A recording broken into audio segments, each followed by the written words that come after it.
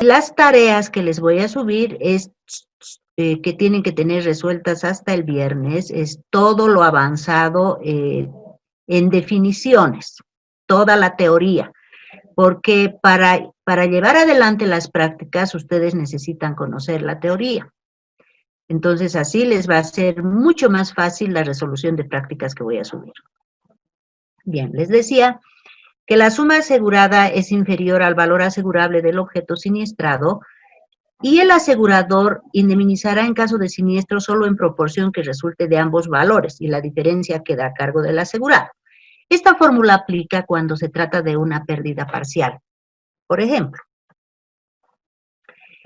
ahí tienen la fórmula, por favor, no sé si tengo aquí una diapositiva. Quisiera que tomen papel y lápiz para que hagan conmigo un ejercicio nada más. Y con eso ustedes ya van a tener bien claro de lo que se trata el infraseguro.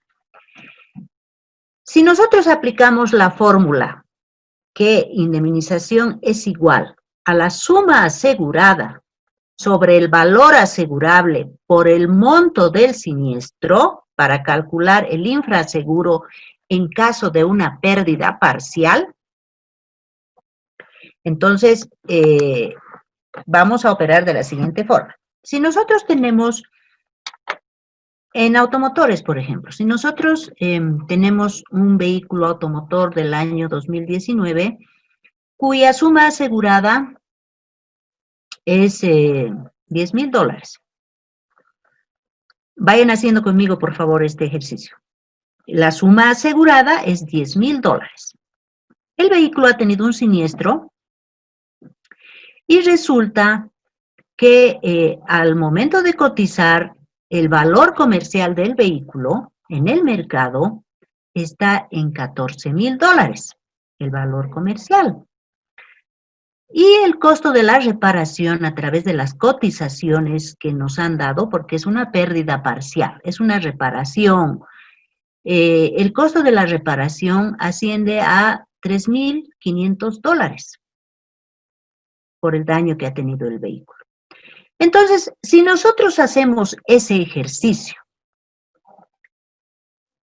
porque al haber cotizado el vehículo en el mercado, hemos podido evidenciar que ese vehículo tiene un valor comercial actual de $14,000 y nuestro asegurado lo ha asegurado en $10,000. Entonces, ¿cómo calculamos el infraseguro? Porque no le podemos reparar el vehículo sin tomar en cuenta esa situación que se ha presentado en el tema del infraseguro. En ese caso, aplicamos la fórmula. Entonces, hemos dicho que la indemnización es igual a la suma asegurada, que en este caso son $10,000. Hagan el ejercicio. Luego, hemos dicho que el valor asegurable es, en este momento, el valor comercial del vehículo en el mercado está en $14,000. Entonces, hacemos el ejercicio, $10,000 sobre $14,000. Y ese resultado lo multiplicamos con el costo que nos han cotizado por la reparación del vehículo, que hemos dicho que es $3,500. Entonces, ese resultado de la división entre la suma asegurada y el valor asegurable lo multiplicamos por el monto del siniestro, es decir, lo que nos va a costar reparar ese vehículo de acuerdo a las cotizaciones que hemos obtenido. En este caso hemos dicho que el monto es $3,500. ¿Cuánto les ha salido? 2,499. 2.500 redondeado. Correcto. $2,500. Es la suma asegurada sobre el valor asegurable por el monto del siniestro. ¿Verdad? Esos $2,500. No se escucha. Apaguen su micrófono. Por favor, ¿pueden apagar su micrófono? Licenciada, voy a silenciar a todos. Por favor, habilita de nuevo usted.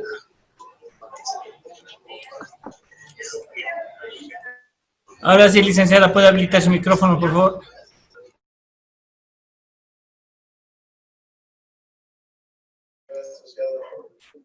Su micrófono de la doctora está en silencio. En silencio. Se escucha, doctora.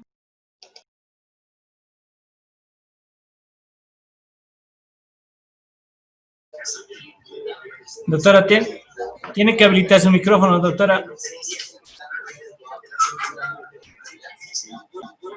Ahora sí. Bueno, gajes de la tecnología, ¿no? Bueno, entonces estábamos en que ese resultado de $2.500 que hemos obtenido al aplicar nuestros valores a la fórmula que tenemos para calcular el infraseguro por tratarse de una pérdida parcial, es el monto que va a pagar la compañía. Solo va a pagar $2.500. Por eso dice, la diferencia queda a cargo del asegurado. La diferencia de haber aplicado la fórmula de infraseguro al monto de la reparación, que son $1.000, la tiene que pagar el asegurado. Lamentablemente, por el tema del infraseguro, siempre en caso de pérdidas parciales se aplica esta fórmula. Ahora bien, ¿qué sucede cuando es una pérdida total? Cuando es una pérdida total, la responsabilidad de la compañía es hasta la suma asegurada. En este caso es la única excepción que podríamos demostrar que no vamos a indemnizar, por ejemplo, en automotores, no vamos a indemnizar a valor comercial cuando existe infraseguro. Nuestra responsabilidad como compañía aseguradora, nuestra máxima responsabilidad es hasta la suma asegurada.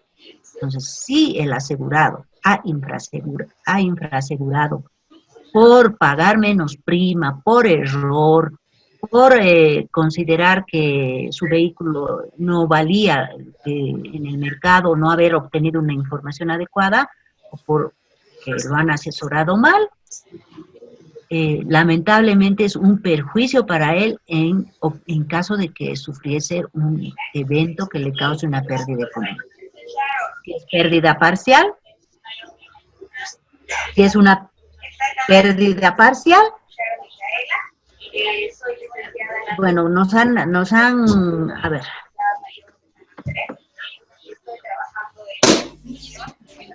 ¿Están con el micrófono encendido, por favor? Noelia Barrera y Unidad Virtual. Unidad Virtual. Su micrófono está encendido, por favor.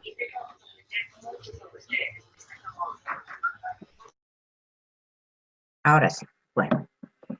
Entonces, el tema del infraseguro, como verán, al momento de asegurar un bien es muy importante.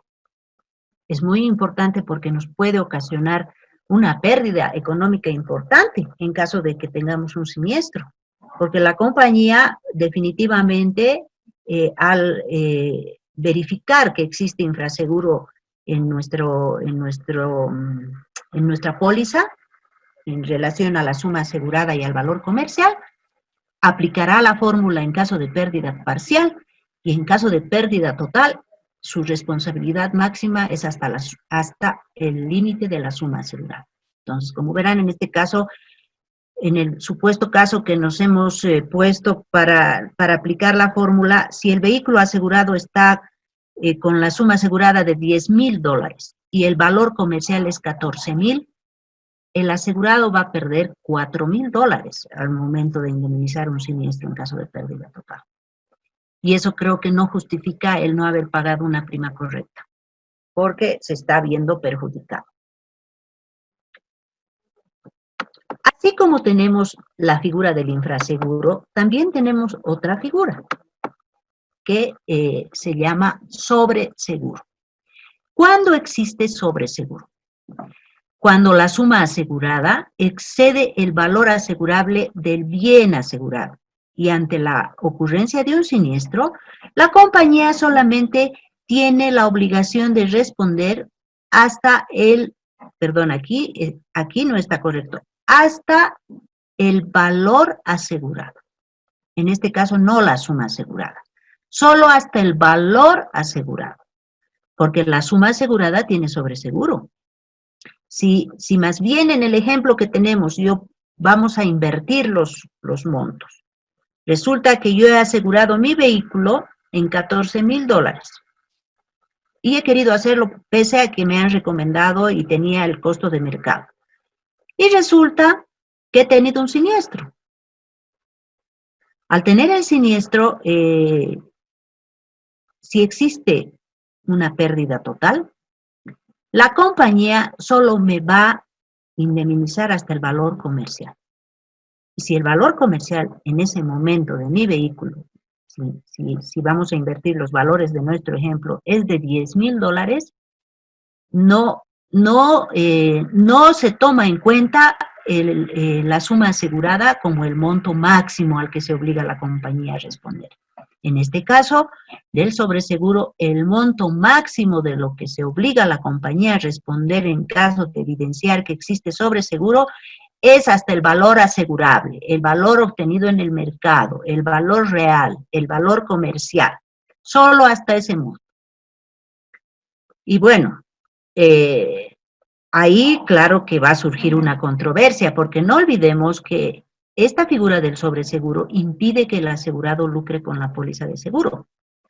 Ya hemos visto en diferentes oportunidades que la póliza de seguro no tiene fines de lucro y que se debe dejar al asegurado en la misma condición en que estaba antes del siniestro. En este caso, al aplicar sobreseguro en la suscripción de una póliza, implica lógicamente que hemos pagado más prima.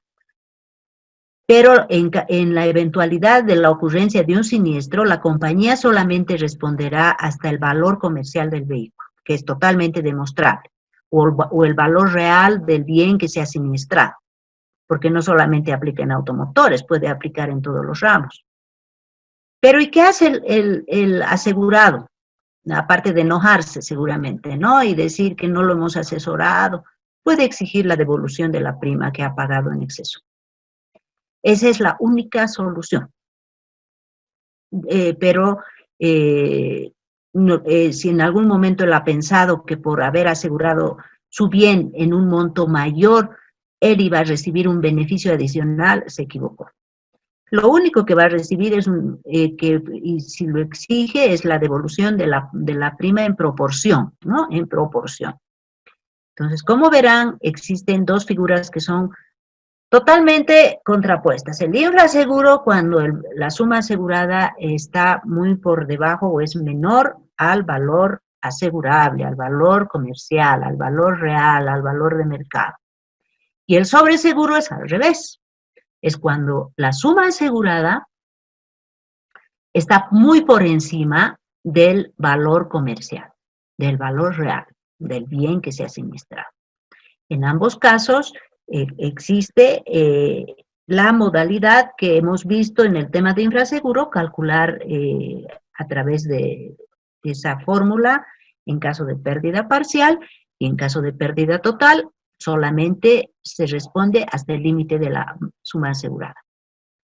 A la inversa, en el sobreseguro, solamente la compañía tiene la obligación, cuando se evidencia que existe sobreseguro, de indemnizar hasta el valor comercial, el valor asegurable, el valor real, o sea, como queramos llamar a la forma que vamos a aplicar de liquidación para ese siniestro, y en caso de que exista una controversia fuerte, porque el asegurado ha pagado en realidad una prima por la suma asegurada, puede exigir la devolución de la prima en proporción y se le devuelve. Esa sería la única solución en el tema del sobreseguro. ¿Tienen alguna pregunta? ¿No? Bueno, vamos a seguir adelante.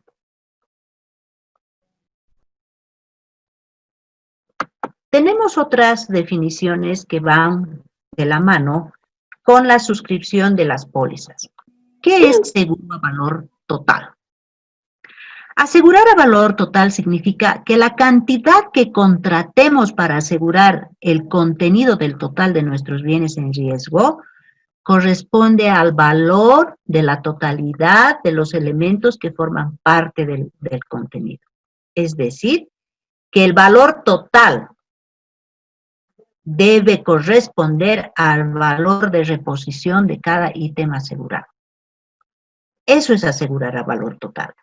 Si yo tengo, si yo voy a tomar una póliza de multirriesgo y voy a presentar mi activo para asegurar mis equipos electrónicos, para asegurar mis inmuebles, para asegurar mi mobiliario, para asegurar mi mercadería, todo el monto que significa la suma asegurada, seguro a valor total, debe estar contenido en esa suma.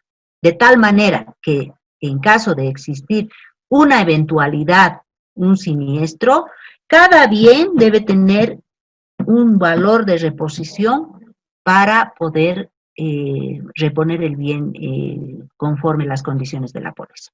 Eso significa seguro a valor total.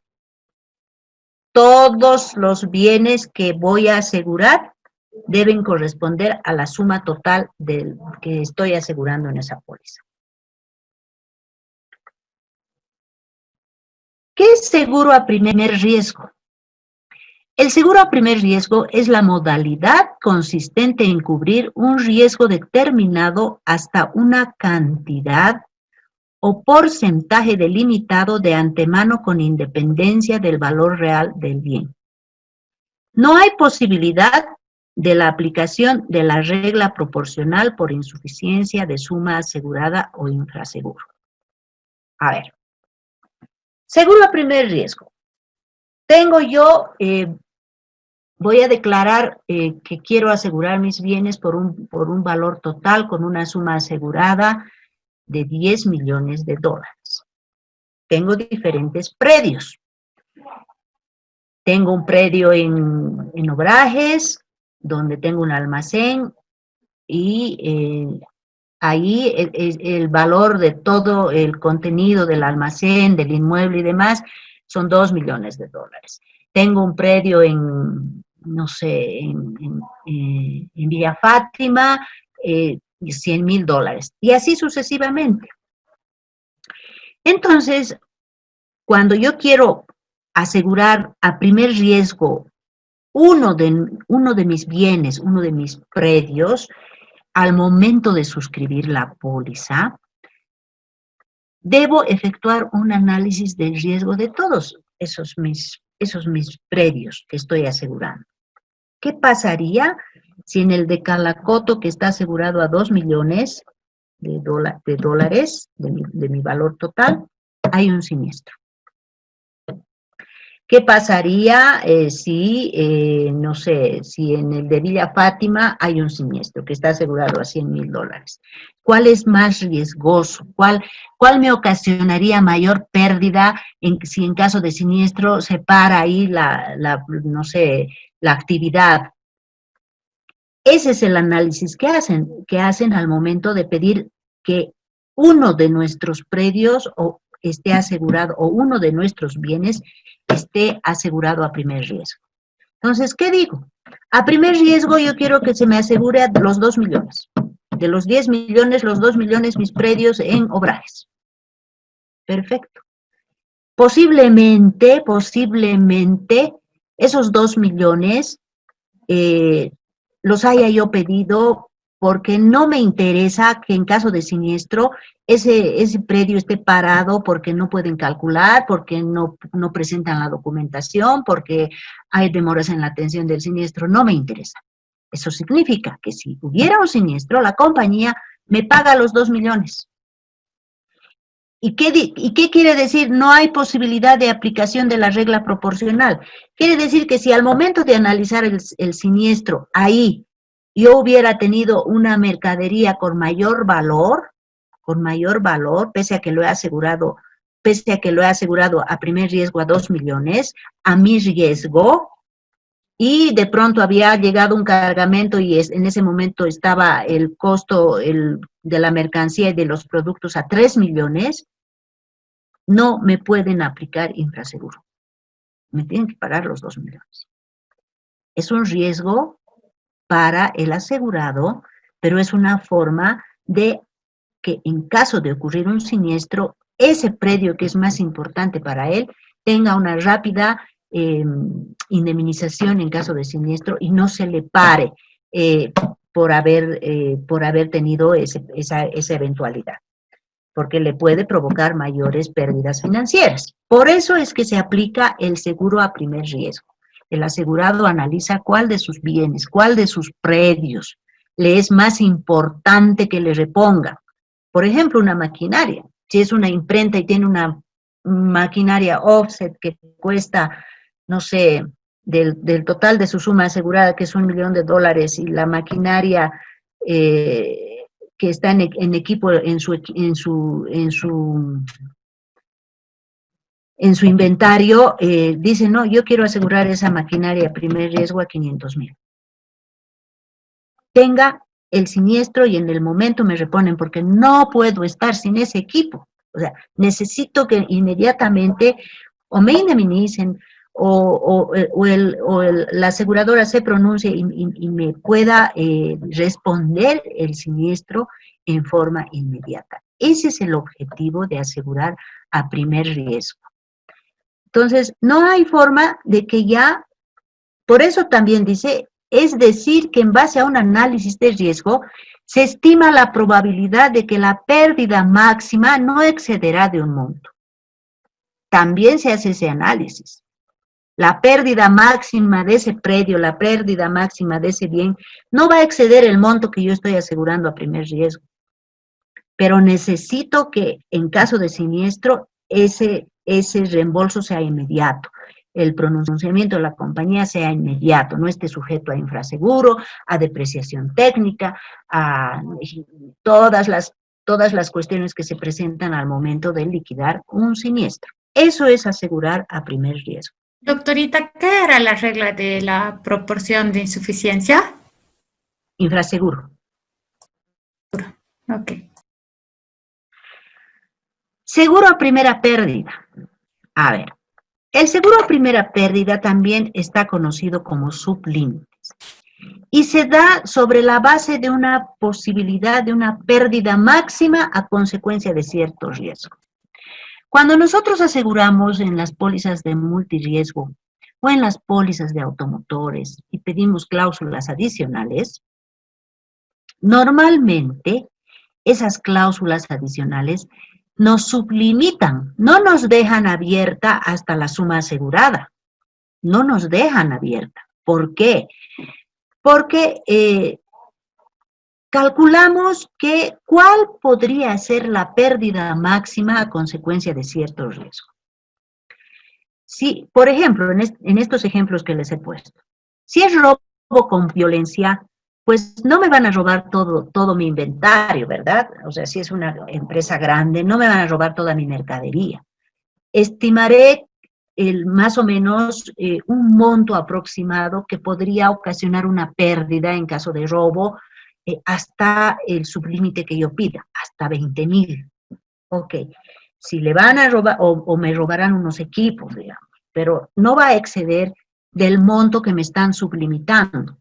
A eso se llama seguro a primera pérdida. En automotores, por ejemplo, si yo pido gastos de salvamento, me van a sublimitar esa cláusula porque mis gastos de salvamento de ninguna manera pues pueden exceder la suma asegurada. Una pérdida máxima razonable, como el costo de la grúa, el sacar el vehículo del, no sé, de donde se ha embarrancado, y me ponen un sublímite de gastos de salvamento. Daños por agua por grifo, por ejemplo, que han dejado un grifo abierto. Si bien yo voy a estimar cuánto me puede ocasionar el daño que ocasione que alguien me deje un grifo abierto y el agua fluya durante un tiempo determinado, también veré pues cuál es el inventario que tengo en ese lugar. Y por eso voy a solicitar que me pongan un sublímite. Porque si estoy asegurando ese lugar en $100,000, no me voy a poner la cláusula daños por agua por grifo hasta $100,000. Aunque en algunos casos se ha dado cierto tipo de eventualidades que el daño ha sido bastante, que inclusive ha excedido el sublímite, pero eso ya depende del análisis que se haga al momento de contratar la póliza, al momento de efectuar la inspección, y del análisis de riesgo que haga la compañía también, ¿no? Porque la compañía es la que asesora para poner esos límites. No los pongo yo como asegurado, por si acaso, no los pongo yo. Sí me hacen una serie de consultas. Si le van a robar en el cajero automático ¿hasta cuánto tiene de límite para poner en sus cajeros automáticos en caso de una póliza banquera, por ejemplo? No sé, creo que entran $100,000, estoy imaginando, ¿no? $100,000 en cada cajero. Esa sería mi máxima pérdida, ¿no ve? En caso de un robo. Esa sería mi máxima pérdida. Entonces, ¿qué dirá? ¿Qué me aconsejará? Me dirán, pediremos ahí un sublímite de que si le van a robar, no le van a robar pues en el momento en que usted ha cargado la máquina. En el día va a haber operaciones y lo máximo que podrá perder será pues el 30 o el 40% del cajero. Entonces ya le van a poner un sublímite. Si era 100,000, un sublímite de hasta 40,000 por robo. Y de esa manera se calculan los sublímites y lo que se conoce como seguro a primera pérdida. O sea, cuando ustedes les hablen de seguro a primera pérdida, inmediatamente que se les venga a la cabeza los sublímites. Y tomen como ejemplo estos sublímites que se ponen en las cláusulas. Rotura de vidrios. ¿Cuál es la pérdida máxima que puedo tener en vidrios? A ver, mis vidrios, será pues unos $1,000 si es un domicilio. Excesivamente me parece eso, pero bueno, si es una casa llena de vidrios, de ventanales. Pero si es una entidad financiera que tiene vidrios de seguridad, ya el monto del sublímite irá subiendo, porque ese análisis de riesgo se lo hace al momento de suscribir y de contratar los sublímites. ¿Tienen alguna consulta? ¿Qué pasa, Doc? Yo tengo una consulta. Si no se menciona ningún límite, ¿se supone que es a valor total? Sí. Si no hemos sublimitado una cláusula, ese siniestro o esa cláusula se nos puede disparar hasta la suma asegurada. Sí. Y en eso siempre hay que tener cuidado al momento de la suscripción. No podemos dejar abiertos ciertos daños. Siempre en esos daños que puede existir mayor riesgo, hay que sublimitar. Porque si lo dejamos abierto se nos puede disparar hasta la suma asegurada. Entonces, es siempre... y en realidad ese es el objetivo de los sublímites, ¿no? Ese es el objetivo. Porque no se olviden que la suma asegurada implica el global. Todas las condiciones, todas las cláusulas, las condiciones particulares están regidas por ese valor, porque son los bienes que están asegurados con ese monto. ¿Alguna otra consulta? Bueno. ¿Qué es valor de reposición a nuevo? El valor de reposición a nuevo se pacta entre la aseguradora y el asegurado. Y en caso de siniestro, se repondrá un bien nuevo de las mismas características que el siniestrado. Pero aplicando, es que esta cláusula de reposición a nuevo, si no está absolutamente muy bien aclarada en la póliza, puede llevar a serias controversias y conflictos. Y ya lo vamos a ver en la práctica. ¿Por qué? Porque cuando uno escucha valor de reposición a nuevo, lo primero que se le viene a la cabeza es que está pactando con la compañía, por la definición, que si yo tengo una computadora que cuesta $2,000 y se ha siniestrado, me van a comprar una computadora nueva, de las mismas características, pero nueva. ¿Y qué pasa si la computadora nueva cuesta $2,500? ¿Ustedes creen que es posible que la compañía pague más allá del valor asegurado? ¿Qué se llama este asunto? Otra vez. A ver. No creo que pague. ¿Quién me está hablando? Ahora, ¿Paola? Anse. Sí. Hola, Paola.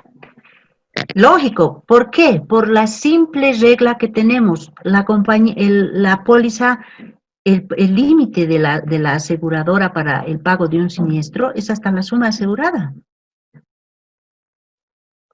O sea, y ahora ustedes me preguntarán entonces, ¿cuál es el chiste de pactar una cláusula de valor de reposición a nuevo si va contra la premisa de que la compañía no puede pagar más allá del valor asegurado?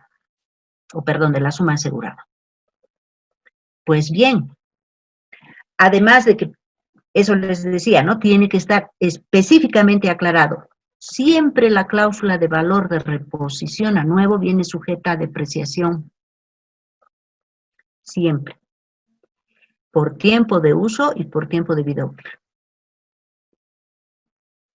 Como verán, entonces, esta cláusula tiene su picardía. Pero tiene esa picardía por la simple regla de que si nosotros vamos a reponer un bien a nuevo, si vamos a reponer, no indemnizar, que es muy distinto, si vamos a reponer, vamos a comprar ese bien a nuevo, debe significar que en ese momento ese bien está por debajo del valor asegurado. De la suma asegurada, perdón. Si es una computadora que está su suma asegurada es $2,000. Y sabemos que normalmente en equipo electrónico, esta cláusula se pacta mucho en equipo electrónico.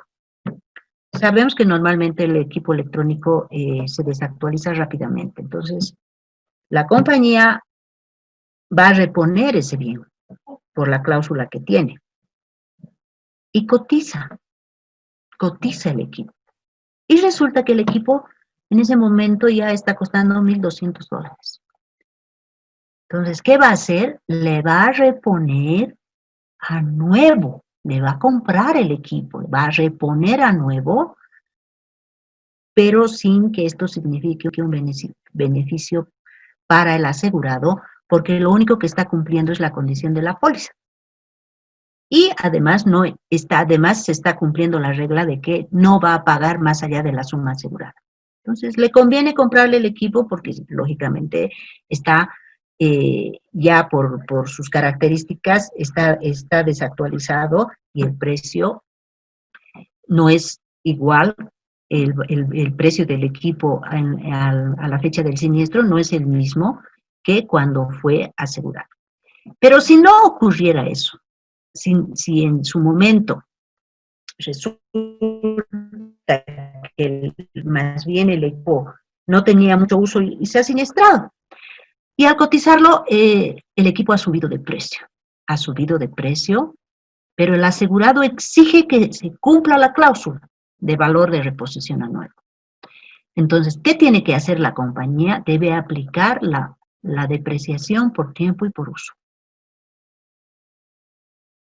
Por tiempo de uso y por tiempo de vida útil. Por eso digo por tiempo y por uso. Y al aplicar esa depreciación, eso se llama calcular el valor actual del equipo. Al aplicar ese ajuste, lógicamente va a llegar a un monto que es el que la compañía debe reembolsar o indemnizar por el equipo, porque no va a poder reponer. Porque si el equipo cuesta más que la suma asegurada, no podría la compañía comprarlo. Pero si al calcular el valor actual resulta que el equipo, el monto que ha dado, aún así es mayor a la suma asegurada, el asegurado o recibe la indemnización o tiene que asumir la diferencia de la compra, que significa esa diferencia del cálculo que significa la compra del nuevo equipo. Son dos opciones que le presenta la compañía. ¿Y cómo se hace cuando sucede el cálculo del valor actual? Hay una forma. El valor actual, dice, corresponde al valor de reposición a nuevo menos la depreciación técnica por uso.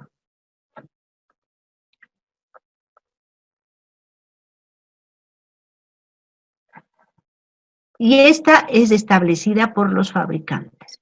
Es decir, que en caso de pérdida total, se indemnizará el valor actual sujeto a depreciación por antigüedad y o uso. Entonces, como verán, ahí estamos utilizando la cláusula de valor de reposición a nuevo. ¿Y cuál es la fórmula? ¿Cómo se establece el valor actual? La fórmula es, la tenemos ahí. Se utilizan el tiempo de uso o el tiempo de vida empleada. Cualquiera de los dos términos es utilizado en el mercado de seguros. El tiempo de vida útil sobre la base de estimación del proveedor. El valor de reposición a nuevo que obtenemos en base a las cotizaciones del costo en el mercado. Entonces, al aplicar la fórmula, ¿qué es el valor actual? El valor actual es igual al valor de reposición a nuevo por 1 menos el tiempo de vida estimada, empleada o el tiempo de uso, este primer ítem, sobre el tiempo de vida útil. ¿Cómo obtenemos el tiempo de uso o el tiempo de vida empleada? Me dirán, ¿de dónde voy a sacar esa información? Esa nos la da el asegurado. Porque en el momento en que nos presenta sus inventarios o nos presenta su factura de compra, ya sabemos cuál es la antigüedad del equipo. ¿Quién nos da el tiempo de vida útil? Eso nos da el proveedor. Cuando hacemos la cotización, le hacemos la consulta de cuál es el tiempo de vida útil de un equipo de esas características. Y normalmente siempre el proveedor es el que da esa información. ¿Y cuál es el valor de reposición a nuevo? El costo en el mercado. Las cotizaciones que obtenemos en el mercado del bien que del cual vamos a establecer su valor actual. Quiero que estamos Doctora, avanzando solo la parte teórica. Doctor, el tiempo de vida útil no debería basarse en las normas establecidas de contabilidad, porque igual hay tablas, ¿no?, donde categorizan. Claro, pero eso es, a ver, ¿cómo te puedo explicar? Eso es está sujeto a mucho conflicto en relación a la forma de depreciación que tengan en contabilidad. Por ejemplo, las normas contables. Si nos vamos a regir por las normas contables, cuando nos presentan el inventario, no sé qué ha pasado con mi... Normalmente, al momento de asegurar el valor en activos, ya tiene la depreciación, de acuerdo a normas contables, ¿verdad? Correcto. Ya están aplicando la depreciación de acuerdo al tiempo de vida útil. Y muchas veces en las normas contables es muy volátil, es muy rápido esa depreciación. Entonces no es una fórmula que podamos aplicar con certeza. Por eso siempre se pide en este caso la información del proveedor sobre el tiempo de vida útil de un equipo. Porque no te olvides que si llega en nuestros activos de acuerdo a las normas contables, si llega a valor 1, podemos efectuar un revalúo y le volvemos a dar vida al bien. Entonces, no siempre tomamos en cuenta la depreciación técnica que hacen en los activos. No. Se la utiliza como suma asegurada al momento de suscribir la póliza, porque esa es la suma asegurada en ese momento. Ese es el costo del equipo real en ese momento. Y muchas veces existe el conflicto de que ya no debería aplicarse depreciación porque la depreciación ya ha sido aplicada contablemente. Ese tema del valor actual siempre está sujeto a controversias, siempre está sujeto a controversias. Por eso es muy importante la forma en que está redactada la cláusula y al ramo al que se aplica. Siempre está sujeto a controversias. Como tú me preguntas, ¿por qué no se aplican las normas contables? Perfecto. Pero no te olvides que al momento de asegurar una póliza, se toma como suma asegurada, como valores asegurados, como sumas aseguradas, los montos que tienen los bienes en ese momento en el inventario o en el detalle de activos fijos, que ya están sujetos a una depreciación contable. Ya están sujetos a una depreciación contable. Entonces, ahí prácticamente tendríamos que aplicarle otra depreciación, que es la que nos va a decir el proveedor sobre el tiempo de vida útil de un equipo. Es complicado, ¿verdad?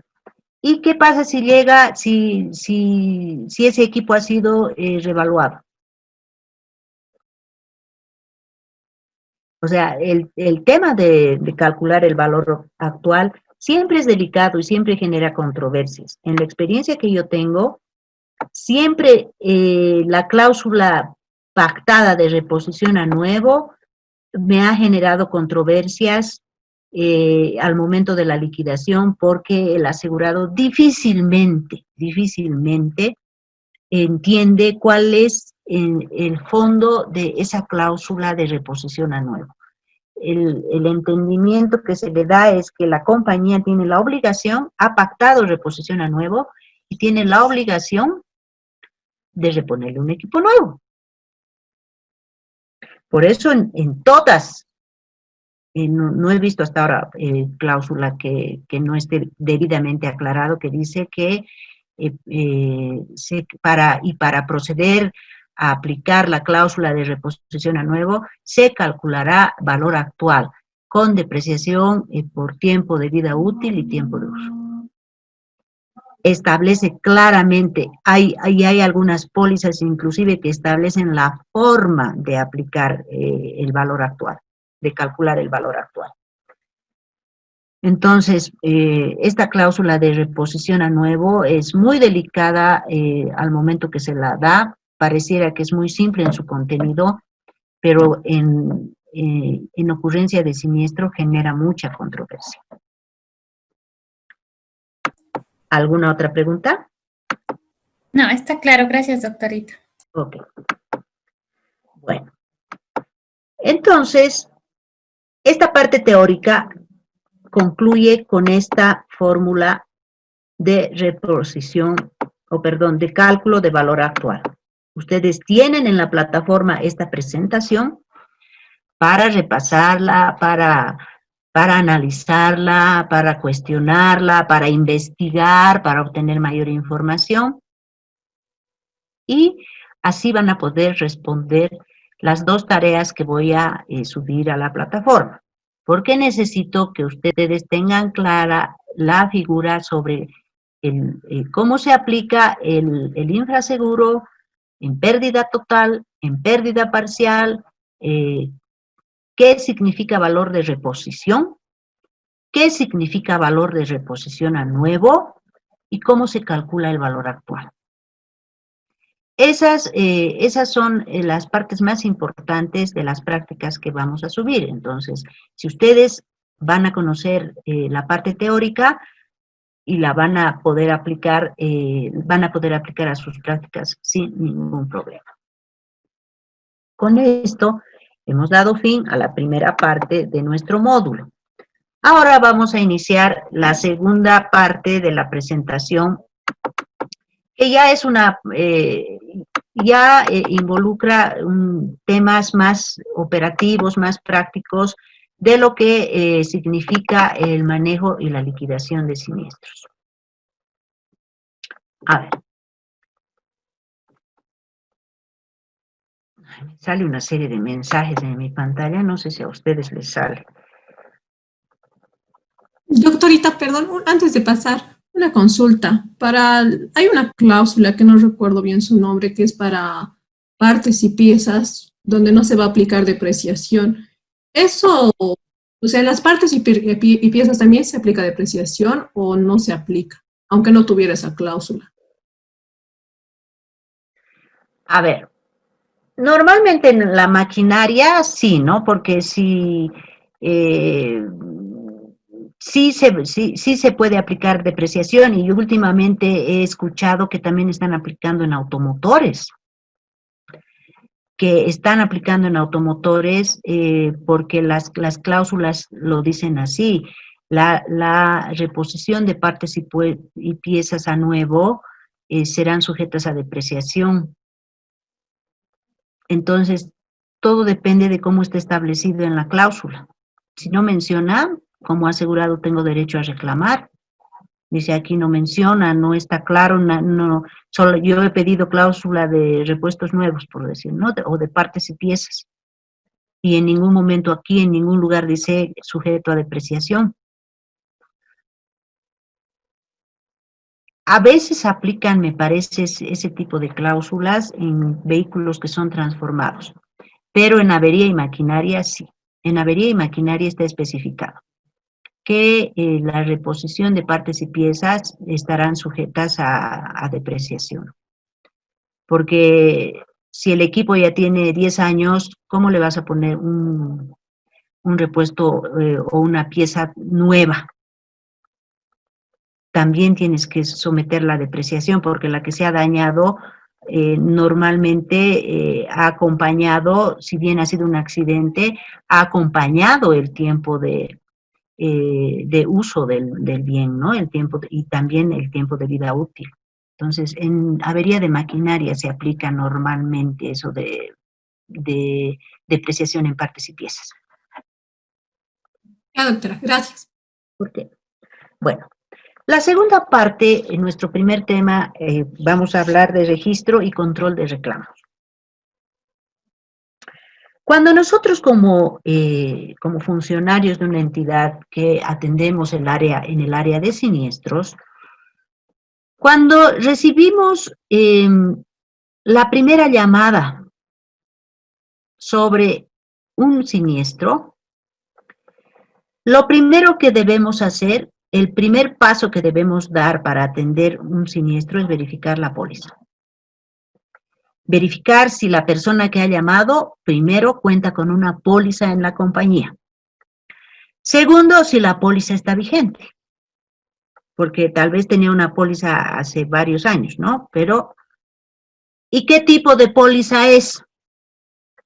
Son cuestiones que al momento de recibir la denuncia de un evento, a través de un asegurado, a través del call center, nosotros tenemos la obligación como responsables del área de atención de siniestros, hacer la verificación de la póliza.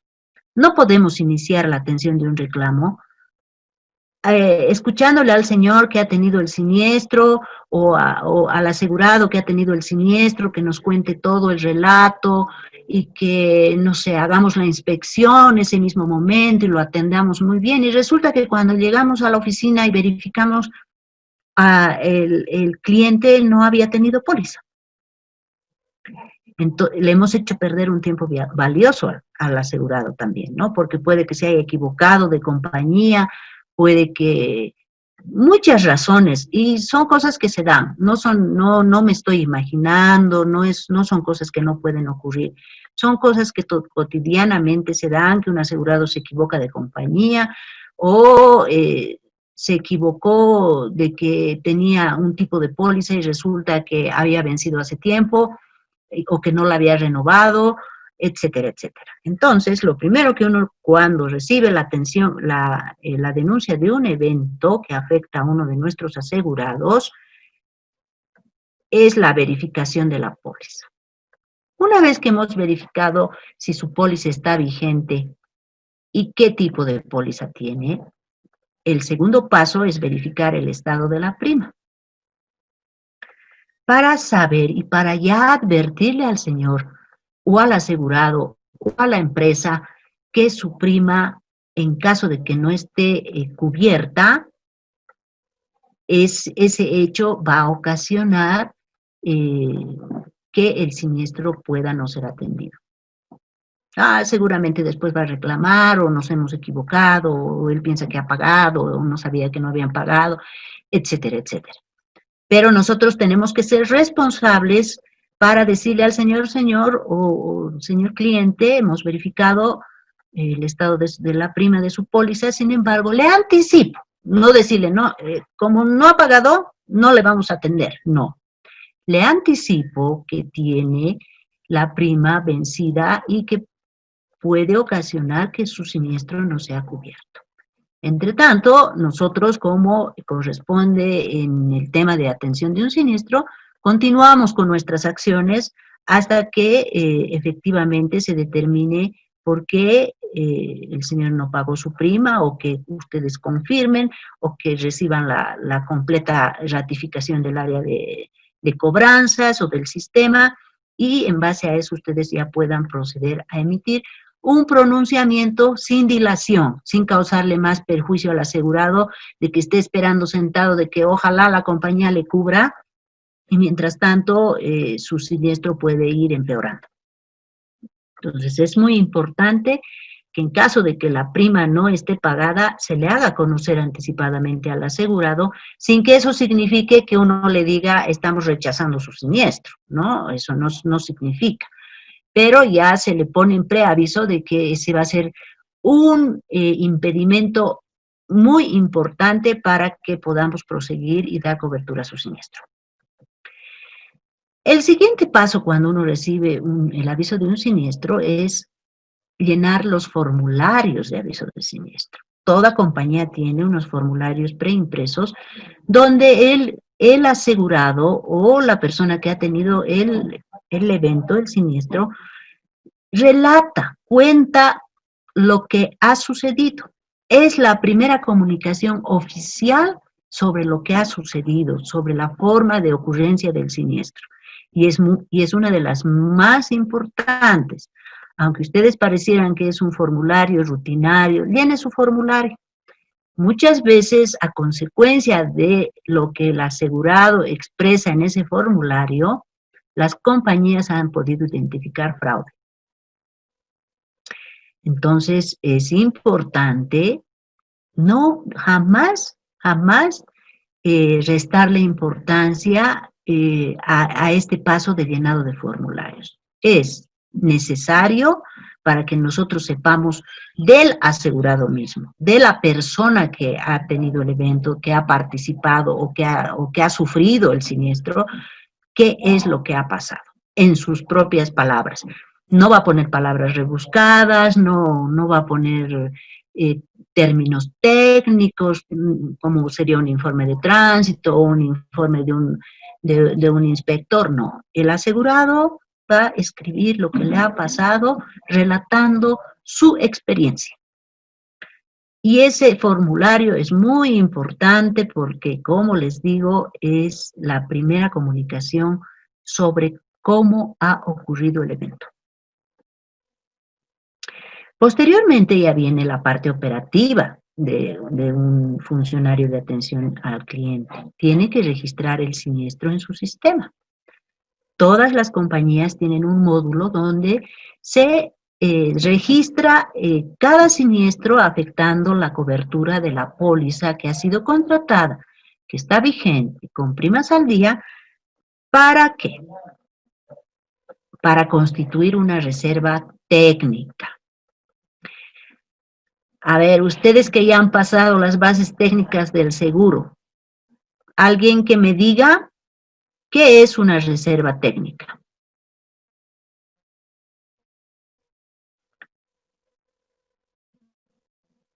con sus palabras, no quiero definiciones técnicas, no quiero definiciones científicas, con sus palabras. ¿Qué es una reserva técnica? Es el monto que se ha cuantificado para hacer Creo que el estoy pago del hablando siniestro. sola o... Perfecto. ¿Alguien que quiera agregar algo más?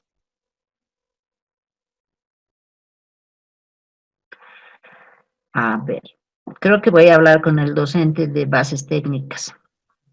Doctora, en mis Una propias reserva. palabras sería, A el ver, Jorge. monto es el monto que es destinado a cubrir en caso de que un siniestro suceda, ¿no? En base a análisis. Perfecto. Esta reserva técnica, en una definición simple, que por favor no se olvide nunca, es el monto que la compañía destina en sus estados financieros para la atención de un siniestro. Y esa reserva debe ser la más exacta posible, porque el hecho de que nosotros, a ver, les explico.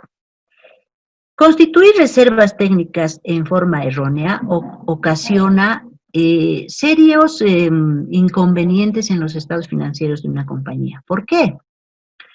Porque cuando una compañía hace una reserva por siniestros, lo que denominamos reserva técnica, ya mantiene ese monto que el funcionario de siniestros ha estimado, reservado hasta que se pague el siniestro. Entonces ya lo mantiene reservado. Y no afecta a sus estados financieros. Pero ¿qué pasa si el funcionario no se tomó la molestia de hacer una inspección o de hacer una evaluación del siniestro? Y al momento de constituir su siniestro, un siniestro que iba a costar $10,000 a la compañía, con una reserva técnica de $1,000. Y así estuvo el siniestro durante el tiempo que estuvo en análisis. El primer mes, tenemos 30 días, ¿no ve? Para pronunciarnos. El primer mes lo constituye hasta que llegue la documentación, con su reserva de $1,000 pasa. Llega el segundo mes, sigue con su reserva de $1,000 y el asegurado ya ha completado la documentación, llega el momento de pronunciarse y llega el momento de pagar. Y resulta que al momento de pagar, la compañía tiene que pagar $10,000. ¿De dónde va a salir esos 9,000 de diferencia? Ya no están reservados, va a salir como un gasto del mes. Por eso es la importancia, por eso la exigencia, por eso piden que cuando se haga la estimación de un siniestro y se constituya una reserva técnica, sea lo más aproximada posible, sea lo más eficiente posible en relación a la experiencia que tiene cada funcionario de asistencia al cliente para estimar. No es lo mismo estimar 8,000 y que luego el siniestro se ha subido, tengo que modificar la reserva y me va a costar 9,500.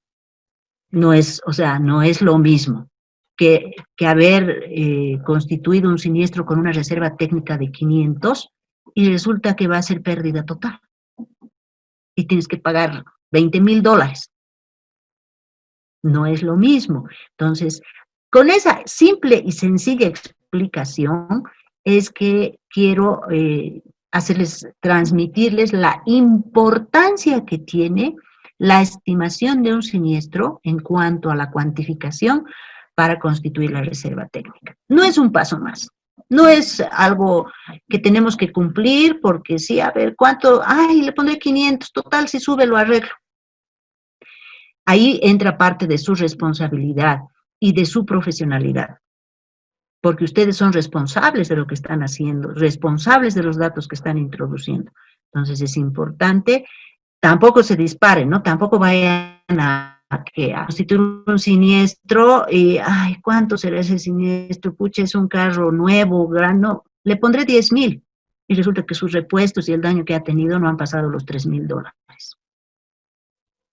Entonces, la experiencia que ustedes tienen, el equilibrio en su razonamiento, el conocimiento del área, les va a permitir ya tener una apreciación al momento de atender un siniestro.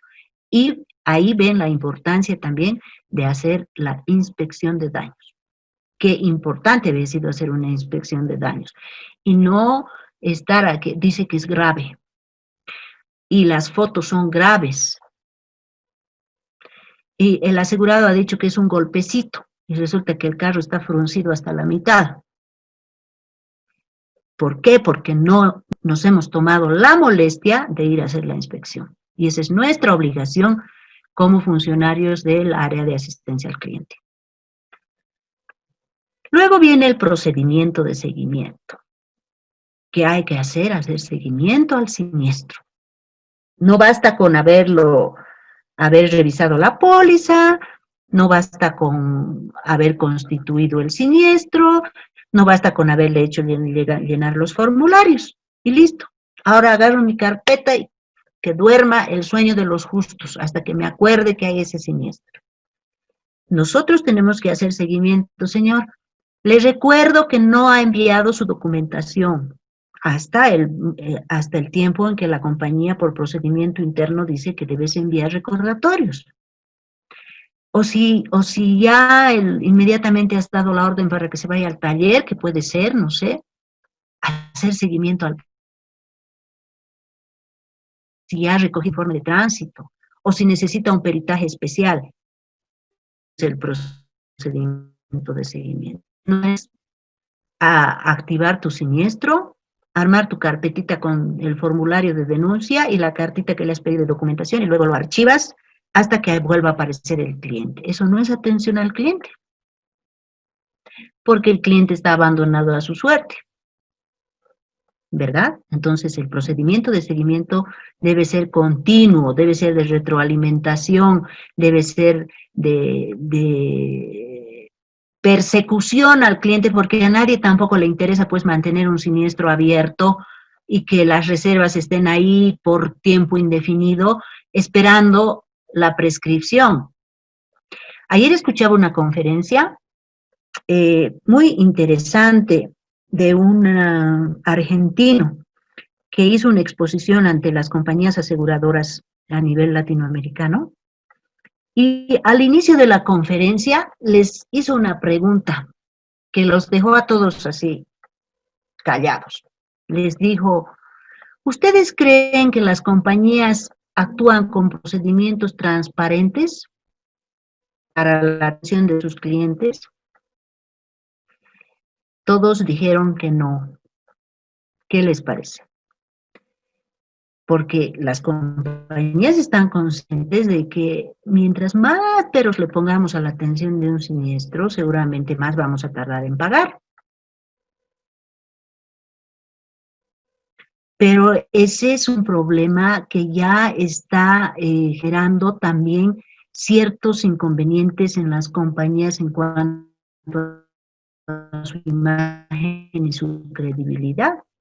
Porque el asegurado exige sus derechos, reclama sus derechos, reclama su atención, reclama lo que le han vendido cuando ha suscrito la póliza. Por lo tanto, ya el cuestionamiento a las compañías que actúan sin eficiencia es cada vez mayor.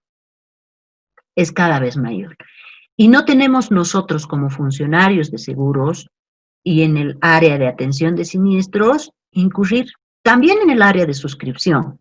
O sea, si yo voy a una compañía y solicito que me coticen una póliza, a mí me ha pasado, como yo creo que a ustedes y a todos, me han prometido la póliza para el día siguiente y he recibido un mes después el slip de cotización. O sea, ¿qué te impulsa a ti como persona normal, natural, buscar una póliza? Una necesidad que tienes que cubrir ese momento, una preocupación, te estás comprando un carrito. o lo del COVID, ¿no ve? Todos querían asegurarse por lo del COVID. O no sé, por seguros de vida, por todas las situaciones que se están presentando, que no sabes si mañana vas a seguir o no, por los bloqueos, por esto, por el otro. ¿Y qué pasa si cotizas a una compañía en ese momento que tú dices, no, compraré un seguro de accidentes, por Dios, tengo que viajar tanto? Y la compañía te cotiza un mes después. ¿Ha cumplido su función? ¿Ha cumplido tu necesidad? ¿Ha hecho seguimiento a tu requerimiento de formar parte de ser su cartera de clientes? No, no lo ha hecho, porque al responderte, ni siquiera un mes, al responderte en 7 días, en 8 días, somos seres humanos, nosotros, ¿no ves? Ese rato nos afanamos y después nos olvidamos. Y de pronto ya se nos ha pasado la urgencia, la preocupación, el interés, la necesidad, y ya no lo vemos importante. Y así se pierden clientes. Y lo mismo pasa en el tema de siniestros. Si tú vas a que te atiendan un siniestro y te han atendido hasta que te han solicitado la documentación. Y vos vas así, ¿no ve? Porque no todos los días uno tiene siniestros. Entonces vas y no sabes dónde vas a ir, ahí buscándote la vida para conseguir esto, para conseguir el otro, para, a ver, y ahora, ¿cómo saco esto? ¿Tendré que tomar un abogado? ¿O qué hago? Pero tú, que le has vendido la póliza y le exiges esos documentos, estás muy tranquilo esperando que el asegurado cumpla. Y no lo atiendes. Y su carro está archivado o su bien está dañado ahí, sin funcionamiento, su pérdida económica latente. Eso no es hacer procedimiento, no es hacer un seguimiento, no es preguntarle a tu cliente, ¿ya consiguió? ¿Qué necesita? A ver, mándeme lo que tiene, tal vez es suficiente, porque a veces pedimos, ¿no ve? A veces de 10 cosas, como robots, cuando las 10 cosas no aplican a ese siniestro, pero las pedimos. Y si falta una, no lo atendemos al señor. No nos tomamos la molestia de revisar y decir, si para este siniestro este documento no es necesario. ¿Para qué? Ya continuemos con la atención del siniestro. Ese es el procedimiento de seguimiento. Esa es tu obligación como funcionario de atención al cliente. Atender a tu cliente. Hacer seguimiento a su requerimiento. Ha tenido un siniestro. Está latente su pérdida económica. Mientras más pasa, más se agrava. Si está su carro en tránsito, tendrá que pagar multas. Si se ha quemado su impresora, le está haciendo falta esa impresora. No puede utilizarla. Le estamos causando un perjuicio. Entonces, quiero que ustedes hagan conciencia de lo importante que es hacer el seguimiento a un cliente cuando ha tenido un siniestro.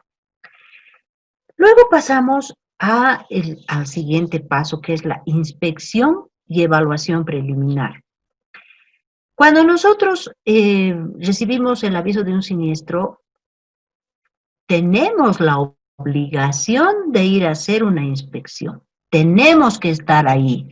La compañía tiene que ir, ver qué es lo que ha pasado, dónde ha pasado, si era de noche, si estaba lloviendo, si era de día, si hay testigos, tratar de obtener la mayor información. No es solo lo que te cuente el cliente, no es solo lo que te diga el informe de tránsito, porque eso te permite formar tu propia opinión. Vas a tener una cuantificación de daños. Nadie te va a contar lo que ha pasado, tú lo sabes. Tú lo sabes, porque has ido a hacer la inspección. Y has cumplido ese paso, que es tu obligación como funcionario de asistencia al cliente. Y además esa inspección te sirve ya para hacer una evaluación de los daños, para hacer una apreciación de la reserva técnica y más o menos saber cuánto va a costar ese siniestro. Te sirve para obtener información adicional importante o no importante, pero que te va a sustentar tu evaluación preliminar del siniestro. va a sustentar. Porque tú cuando evalúas un siniestro, después de todos esos pasos, tienes que pronunciarte. Tú eres la compañía, representas a la compañía, entonces tienes que tener todos los elementos para hacer tu evaluación preliminar. ¿Y qué es la inspección de daños en seguros de daños y patrimoniales? Es lo mismo. Si alguien te reporta un siniestro de daños por agua, no basta pues con que te cuente el asegurado que su casa se ha inundado. Por Dios. O si tú no estás suficientemente capacitado como para hacer ese tipo de evaluaciones, siempre están los auxiliares, ¿no ve? Los ajustadores, los inspectores de averías, los que nos pueden apoyar en ese tipo de labor. Pero tú como compañía tienes que estar al lado de tu ajustador, de tu inspector de averías, porque ellos son fuera de la compañía. Tú representas a la compañía.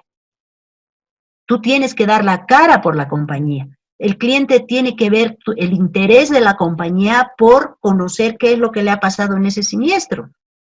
Y tú como compañía tienes que tener tu criterio en relación a lo que ha ocurrido en ese siniestro. No es lo mismo lo que te diga el ajustador o el inspector de averías, porque ese es su criterio.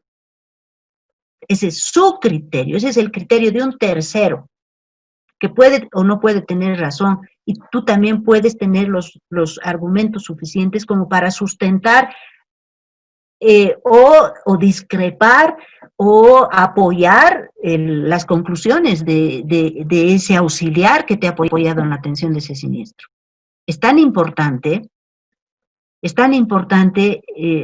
que te cuenten, no es lo mismo, ¿no ve? Habían dejado en el piso abierto un grifo abierto. Dice que en el baño de damas. Y bueno, tú has llamado al inspector de averías, ha ido, y el inspector de averías, además que no ha ido rápido, ha llegado, ha visto y todo ya estaba limpio. Y le preguntó algo, ¿qué ha pasado? Ah, sí, venga aquí en el baño de damas, miren esta pila, pero ya no hay nada, sí, es que todo ya hemos limpiado. Y de pronto resulta que viene un informe de mantenimiento y dice que en el baño, en el grifo de la cocina, se encontró que hubo una fuga que ocasionó los daños por agua. ¿A quién le crees? Si tú no has ido. No puede ser tan cómodo de decir, hay reticencia e inexactitud. ¿En quién? ¿En tu inspector? Porque él ha ido supuestamente inmediatamente y ha obtenido la información del asegurado que le ha contado lo que te ha contado a ti. Y resulta que el informe de mantenimiento dice otra cosa. Entonces, esos detalles son tan importantes en el análisis de un siniestro para determinar su cobertura, su procedencia, su improcedencia, si existe fraude, si hay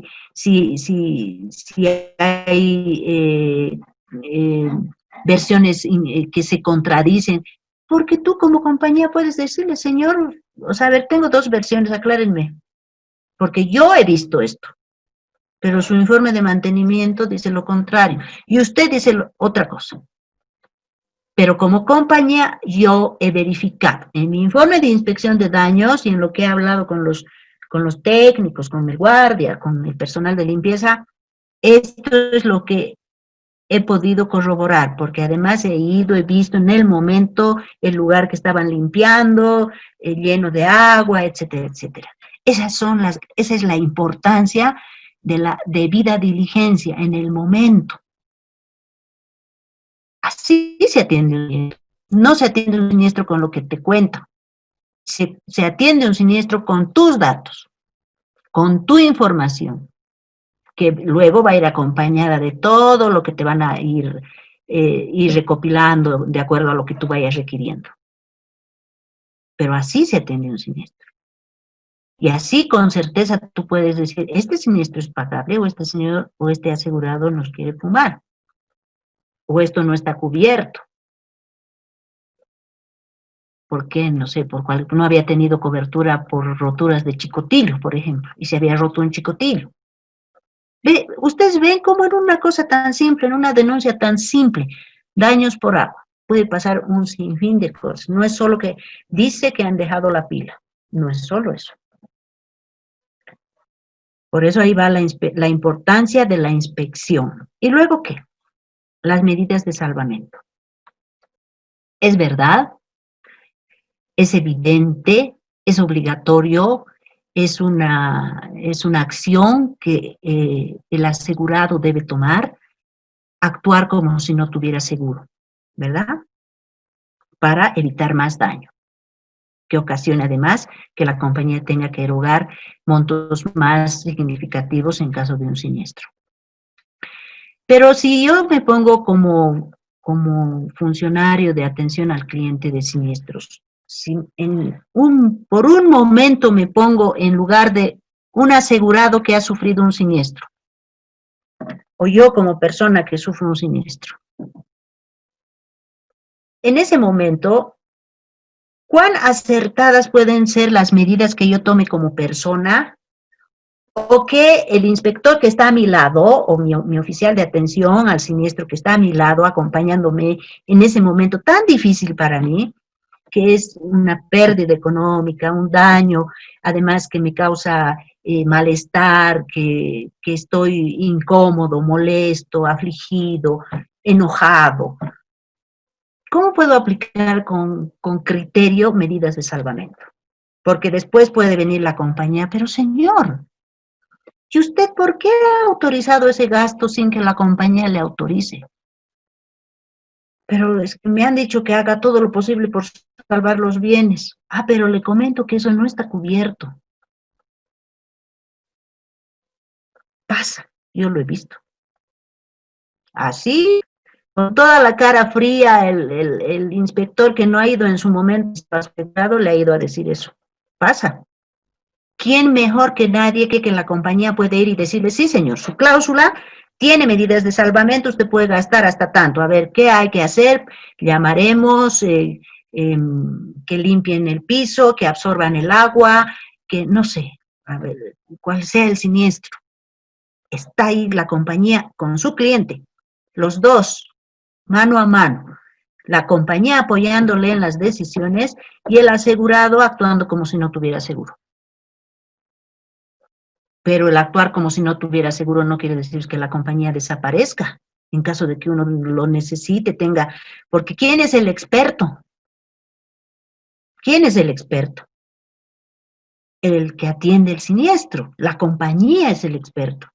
La compañía le ha vendido la póliza. Yo he comprado por si acaso me ocurra una de esas cosas, pero no sé qué hacer pues en el momento en que me ocurre. Pero para la compañía esas cosas son repetitivas, ya sabe lo que va a hacer, ya sabe para qué ha puesto esa cláusula, ya sabe hasta dónde va a cubrir, ya sabe qué no tiene que hacer. Pareciera que estuviéramos esperando que el asegurado cometa un error para decirle, ah, no, ¿por qué ha hecho esto? Usted no está cubierto. ¿Y eso les parece justo? Yo les hablo como docente de atención de siniestros, y esa es mi percepción de cómo un funcionario de una compañía que atiende siniestros tiene que atender a su cliente. Esa es mi percepción. No esperando que el cliente le solucione la vida o se solucione su problema. No.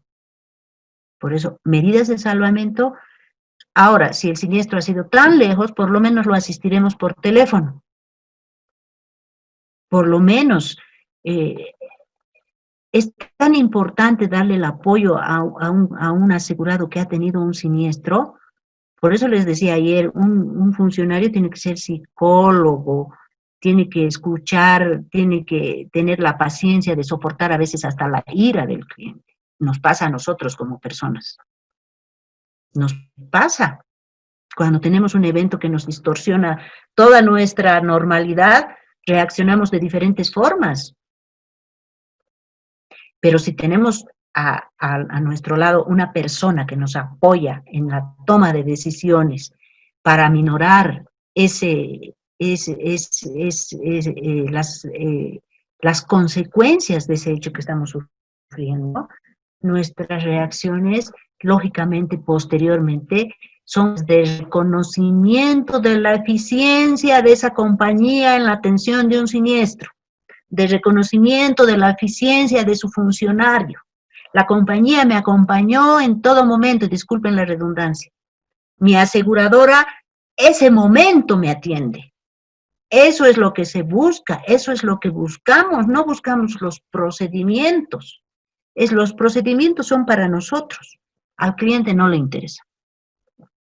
Al cliente lo único que le interesa en ese momento es su caos. Tuvo un siniestro, ¿cómo sale de eso?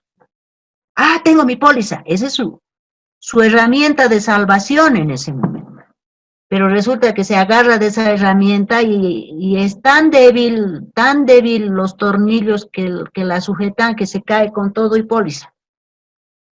Y es como para que perdamos el cliente. Entonces, vean, todas, paso por paso, todo lo que les estoy exponiendo tiene su importancia. Paso por paso. Nada es intrascendente, inoperante, nada es poco oportuno, nada está por demás, nada está por demás. Todo tiene su conducto regular. Luego de haber hecho todo eso, llegamos a nuestro informe preliminar. Ya podemos nosotros tener una apreciación. ¿Cuánto van a ser los daños? ¿Qué ha pasado? Tengo mis dudas. ¿Qué debo pedir? ¿A quiénes debo llamar para que reparen esos bienes? ¿Cuántos bienes están dañados? ¿Ya están puestos a buen recaudo? ¿Va a haber recupero? ¿Hay responsable? Todas esas cosas ya, habiendo hecho todo lo anterior, puedo poner en mi informe preliminar. Y eso sin necesidad de haber pedido gran documentación, simplemente asistiendo a mi cliente. Simplemente. Y empiezo a analizar mi siniestro. ¿Para qué? Para al mismo tiempo leer la póliza. Ay, esto ha pasado en este siniestro. ¿Qué dice la póliza? Ah, voy a pedir información. Porque en la póliza también me piden que pida A, B, C, pero este C creo que no es tan necesario porque yo ya he verificado, pero D, E, sí, esto sí, porque son documentales. Ese es el análisis que uno hace. Ese es el análisis profesional que uno hace. Ese es el análisis que uno debería hacer. No concretarse a, señor, a su formulario de denuncia, mándeme sus fotos por WhatsApp y punto. Y le voy a pedir documentación. Y me manda su documentación y luego nos pronunciamos. Listo. Ahí quedó toda nuestra atención al siniestro. Muy poco imaginativa, ¿no ve? Muy poco así, movida. Parecemos de escritorio, como el mouse de la computadora, que mueve las fichas, que mueve para cambiar de planilla, que mueve, y es todo lo que hace.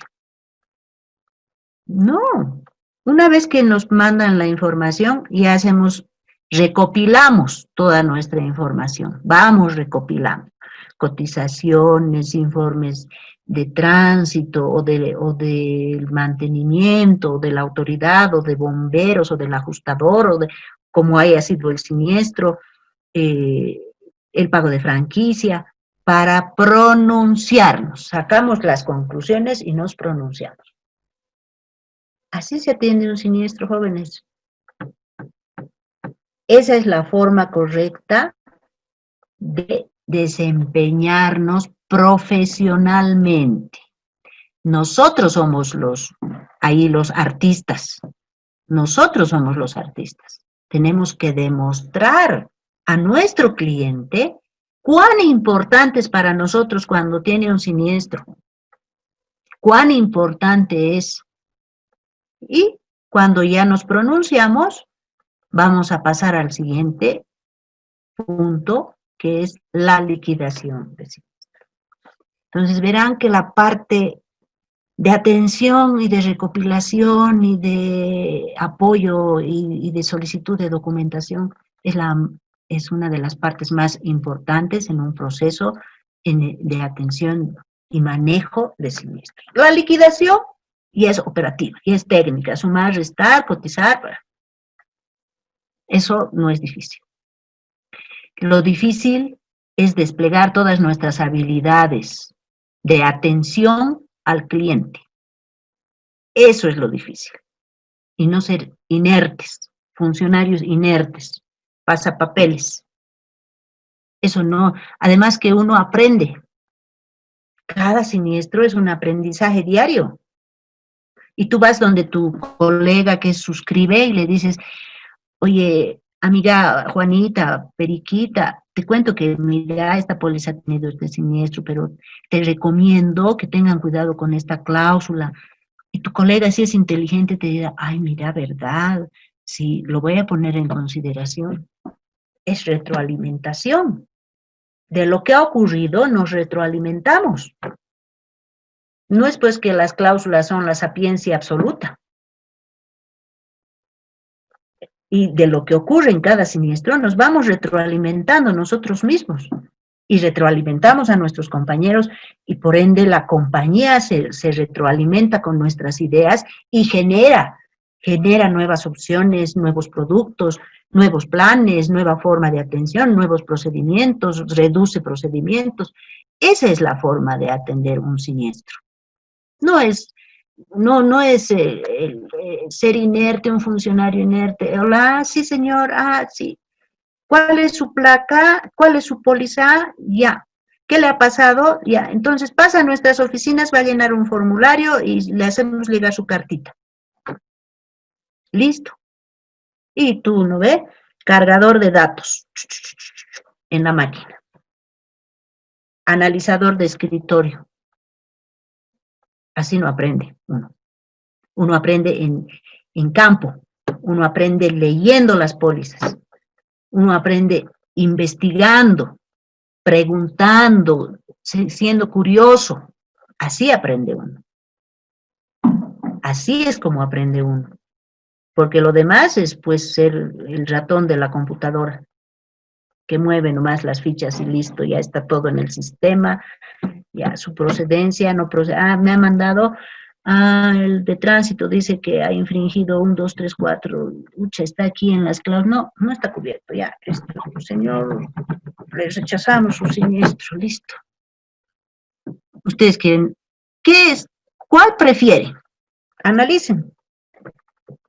¿Qué tipo de atención, de oficiales de atención de siniestros quieren ser? ¿Qué tipo de oficiales de suscripción de pólizas quieren ser? Ustedes analicen. El campo de seguros, el mercado de seguros, la industria de seguros es amplia. Pero no es robotizante, no es. No es igual que en banco, ¿no ve? Los intereses en mora, penales, no, préstamo, no. El ATRE, no es así. En la industria aseguradora, cada vez el mercado se va renovando, cada vez el mercado va adquiriendo otras experiencias, necesita otro aire, necesita otro tipo de estudios, otro tipo de análisis de riesgo, donde no hubo terremoto, hoy hubo. ¿Cómo vamos a determinar esos riesgos? ¿Cómo vamos a asegurar incendios? A ver, esa fábrica está en la punta del cerro. ¿En cuánto tiempo llega un carro bombero hasta esa fábrica? ¿Podremos asegurar o no? Todas esas cosas cuentan. Todas esas cosas cuentan. No tienen que ser expertos, con doctos estudios. Está su creatividad, jóvenes. Ustedes, jóvenes, innovadores, con ideas nuevas, todos los días tienen que estar generando ideas. Pero tienen que ser curiosos, tienen que investigar, tienen que analizar, tienen que entrar a vivir. Si quieren vivir en el mercado de seguros, vivirlo con pasión. Si quieren vivir en el mercado financiero, vívanlo con pasión. Todólogos no pueden ser. Tienen que tener una especialización. Porque todólogos no pueden ser. Les agradezco su atención y mañana vamos a continuar con esta cuarta parte de liquidación de siniestros, ya para aplicar nuestras prácticas, no mañana, el miércoles. Y por favor no se olviden de participar en sus foros, hay personas que no están participando. Me interesa mucho leer los comentarios, hay comentarios bastante interesantes. Hay comentarios que son copia y pega. Y en ustedes eso ya no debería haber. Es gente que se está capacitando para crecer, para desarrollar sus competencias. Copia y pega, hagámoslo cuando estábamos en colegio. Ahora ya no. Ahora podemos expresarnos, manifestar nuestras propias palabras, leer las definiciones y sacar nuestro criterio. No todos tienen la razón. Siempre tenemos nosotros que poner nuestra pizquita de ¿será? Y si yo pienso que, y si hacemos esto así, puede que no, pero Dios, a veces no, pero eso te genera mayor expectativa, mayor interés. Entonces, participen en los foros, van a tener su tarea mañana, que la pueden responder hasta el viernes, no quiero copia-pega. Y nos vemos el día miércoles. Cuídense mucho, por favor, gracias por su atención. Hasta el miércoles. El miércoles, doctora. El miércoles. Gracias. Hasta el miércoles, doctorita. Hasta luego. Gracias, doctora. Hasta el miércoles. Hasta el miércoles, doctora. Gracias. Muchas gracias. Hasta el miércoles, Hasta luego. doctora.